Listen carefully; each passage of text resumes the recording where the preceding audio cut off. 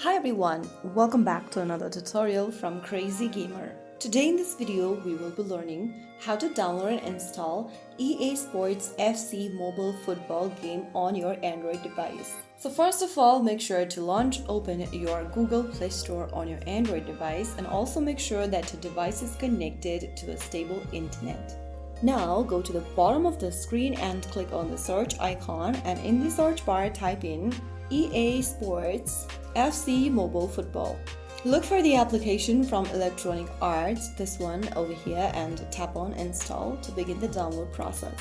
Now wait for the application to download and install, which will take several minutes. Once the application is downloaded, click on play and you will be able to launch the game open. Wait for the additional files to be downloaded and there you go. That's how you download and install EA Sports FC Mobile Football on your Android device, whether you are using a mobile device or a tablet. If you found the video helpful, don't forget to like, share and subscribe to our channel. I will see you again in the next video. Thank you for watching.